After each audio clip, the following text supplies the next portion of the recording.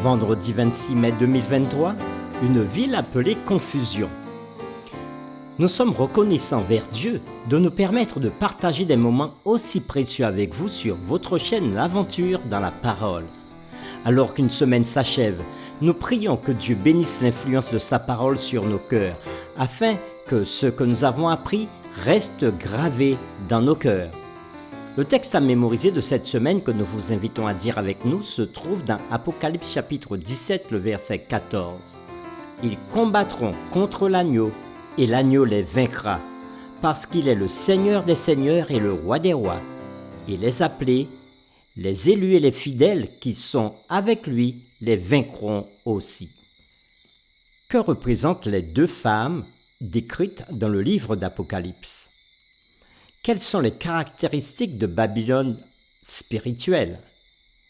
Quel est ce reste dans le livre de l'Apocalypse qui combat au milieu de l'apostasie spirituelle de ce monde? Babylone annonce le deuxième, le bon berger rassemble ses troupeaux. Il les conduit à la maison qu'il aime, et sur les pieds il répand ses fléaux. Veille encore dans la gloire. Les réflexions de cette semaine nous ont aidés à répondre à ces questions. Et nous avons commencé à le faire le samedi 20 mai en introduisant la série de cette semaine sur une ville appelée Confusion. Puis le dimanche 21 mai, nous avons eu la séquence deux systèmes opposés. Et après le lundi 22 mai, le vin de la fureur. Puis le mardi 23 mai, mystère, Babylone la Grande. Mercredi 24 mai, un appel à l'engagement. Et jeudi 5 mai, Babylone, centre de l'idolâtrie. Toutes ces séquences, vous pouvez les retrouver sur notre site et vous pouvez les réécouter pour savoir un peu plus de ce que nous avons dit si vous ne l'avez pas encore fait. Et aujourd'hui, nous poursuivrons avec des réflexions avancées. Parlons de l'idolâtrie moderne. Comment pouvons-nous apprendre que l'idolâtrie, l'un des péchés de Babylone, ne consiste pas seulement à se prosterner devant des statues? De quelle manière même les protestants peuvent-ils tomber dans l'idolâtrie? Quelles sont les idoles modernes? Quelles sont les formes d'idolâtrie aujourd'hui? Eh bien, voici quelques-uns. Ce sont les biens matériels, tels que nos maisons, nos terrains, nos voitures, nos objets de valeur, ou encore une personne, un enfant, un parent, un ami, des stars, un religieux, un politique, un écrivain, un mort, une personne morte qui a eu une vie exemplaire, ou encore nous pouvons tomber dans le système de nous adorer nous-mêmes.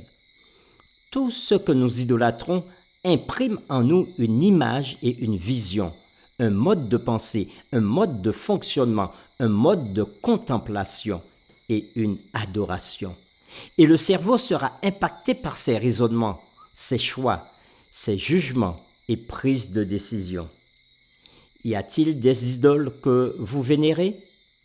Rappelons les paroles du prophète Samuel dans 1 Samuel chapitre 15, le verset 23.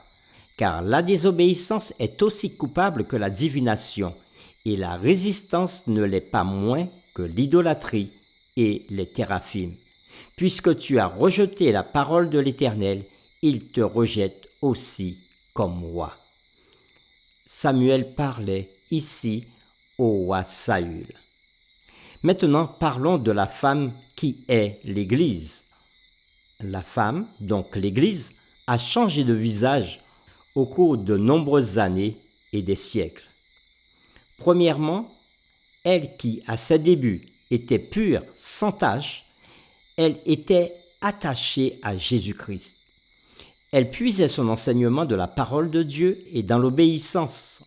Elle l'enfantait pour Dieu. Ainsi, elle était poursuivie et persécutée par le grand dragon rouge, ayant 7 têtes et 10 cornes, qui est animé d'une grande colère et fait la guerre au reste de sa postérité. et elle se cachait dans le désert pour se protéger dans le lieu que Dieu lui préparait et le nourrissait, tel que nous le dit Apocalypse chapitre 12. Deuxièmement, la femme, donc l'Église, au cours des siècles, est devenue l'amie du dragon. Jean la vit encore dans un désert. Une femme assise sur une bête écarlate, pleine de noms de blasphème, ayant 7 têtes et 10 cornes. Elle tenait dans sa main une coupe d'or remplie d'abominations et des impuretés de sa prostitution, tel que nous le dit Jean dans Apocalypse chapitre 17. Elle enfante toujours. Elle est la mère des impudiques. Elle n'est plus une menace pour le dragon. Elle n'est plus nourrie dans la parole de Dieu. Cette parole ne fait plus autorité. Elle la rejette. Mais les théories, les idées et les lois humaines ont pris la place. Elle se nourrit de toutes sortes d'alliances et de compromis. Les rois sont avec elle, ainsi que toute la terre.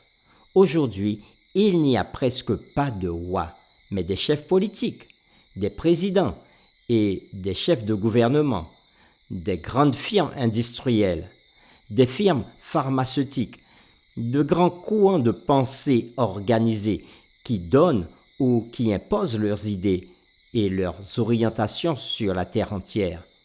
L'Église chrétienne des premiers siècles a laissé la place à toutes sortes de communautés, congrégations, sectes, églises diverses, rejetant ou choisissant ce qu'ils veulent de la bonne nouvelle de l'évangile de Jésus-Christ et de ses commandements. Troisièmement, la femme qui est l'Église, elle qui était persécutée à ses origines, est devenue persécutrice, puisqu'elle est ivre du sang des saints et enivrant la terre entière par ses théories, philosophies, pratiques humaines et diaboliques, aveuglant les peuples et plaçant de la confusion dans les consciences, comme au temps de la grande Babylone du VIe siècle avant Jésus-Christ. Quatrièmement, toujours la femme qui est l'Église est aimée de Dieu. Et Jésus revient chercher son Église, son épouse. C'est pour cela qu'il lance à toute la terre cet appel solennel, à tous ceux qui cherchent, à tous ceux qui sont perplexes, à tous ceux qui soupirent après la vérité. Cet appel solennel, nous le retrouvons dans Apocalypse chapitre 18, verset 4. Et j'entendis du ciel une autre voix qui disait « Sortez du milieu d'elle, mon peuple, afin que vous ne participiez point à ses péchés et que vous n'ayez point de part à ses fléaux. » Et Jean a vu cet autre ange pour tous les habitants de la terre qui donnait ce message solennel du rassemblement. Dans Apocalypse chapitre 14, les versets 6 et 7, un autre ange qui volait par le milieu du ciel, ayant un évangile éternel pour l'annoncer aux habitants de la terre, à toute nation, à toute tribu, à toute langue et à tout peuple. Il disait d'une voix forte, « Craignez Dieu et donnez-lui gloire, car l'heure de son jugement est venue, et adorez celui qui a fait le ciel et la terre et la mer et les sources d'eau. » Le message annonçant la chute de Babylone concerne des organisations religieuses qui autrefois pures se sont corrompues. Étant donné que ce message suit la proclamation de l'heure du jugement et se rapporte au dernier jour, il ne peut désigner l'Église catholique seule, tombée il y a des siècles. Ce que nous venons de dire est tiré du livre d'Ellen G. White, La tragédie des siècles, à la page 333. Daniel 3, c'est-à-dire l'histoire des 3 Hébreux qui avaient reçu l'ordre d'adorer la statue d'or qu'a élevé le roi Nebuchadnezzar dans l'ancienne Babylone, comme nous l'avons lu dans une de nos séquences cette semaine. Oui, cette Babylone est un symbole, un modèle de ce qui se passera lorsque la Babylone spirituelle, dans les derniers jours, imposera l'adoration d'une fausse image. Il est intéressant de noter que le commandement que les 3 Hébreux auraient pu violer, donc le 2e commandement, Exode chapitre 20, versets 4 à 5, que nous avons aussi lu cette semaine, était l'un des 2 commandements que cette puissance, décrite dans un autre endroit, comme cherchant à changer les temps et la loi. Cette puissance avait altéré ce commandement. Quel est l'autre commandement qu'elle a altéré? Bien sûr, le 4e commandement qui, comme nous l'avons vu et le verrons encore, est au cœur de toute la question de l'adoration et sera central dans la crise finale lorsque nous serons confrontés à la question de savoir si nous allons adorer celui qui a fait les cieux et la terre et la mer et tout ce qui y est contenu. Et il s'est reposé le 7e jour. C'est ce que nous dit Exode chapitre 20, le verset 11. Il faudra choisir entre l'adoration de Dieu, Créateur, ou encore la bête et son image. Pour terminer, voici 2 questions que nous vous proposons pour discuter dans votre communauté de foi ou en famille. Première question. Quelle relation y a-t-il entre la tour de Babel et la Babylone spirituelle moderne? Quelles sont les similitudes entre les deux? Deuxième question. Comment harmoniser 2 idées opposées? Jésus a donné l'autorité à son Église, mais il est dangereux de placer notre expérience religieuse entre les mains de n'importe quel leader spirituel. Quelles sont les limites de l'autorité de l'Église? Et nous rajoutons une 3e question.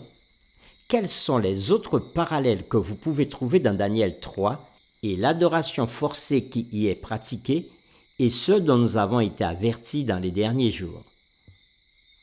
Puisse l'Église, que chaque individu est appelé à construire, l'Église humble, obéissante, aimante et accueillante, entende l'appel du Saint-Esprit, se réveille et proclame la gloire de Dieu dans sa vie jusqu'au retour de Christ qui revient chercher ses enfants, ses fidèles, son Église. Tel que nous le dit Éphésiens chapitre 5 verset 27, afin de faire paraître devant lui cette Église glorieuse, sans tache, ni ride, ni rien de semblable, mais sainte et irrépréhensible. La série numéro 9, une ville appelée Confusion, est terminée. Nous vous donnons rendez-vous pour une nouvelle série, la série numéro 10, intitulée « Les dernières trompettes de Satan ». Prions ensemble. Seigneur, tu es digne d'être magnifié, d'être élevé, d'être célébré. Tu as créé notre terre et tu règnes dans l'univers entier. Et nous t'adorons pour ce que tu es. Gloire à toi. La leçon de cette semaine nous a permis de passer en revue plusieurs points importants concernant la fin des temps. Elle nous a appris, malheureusement, que ton Église, qui était à l'origine pure, s'est détachée de toi pour s'attacher aux hommes et à toutes sortes de théories humaines. Mais Seigneur, nous savons que tu as encore tes enfants dans cette Église et c'est pour cela que tu appelles à sortir de Babylone. Oui, parce que tu viens chercher une Église pure, sans tache, une Église qui s'attache à ta parole et qui te fait confiance. Alors Seigneur, puissions-nous répondre à ton appel à la vraie adoration et à faire les bons choix de te servir et de te faire confiance. C'est au nom de Jésus que nous t'avons prié. Amen.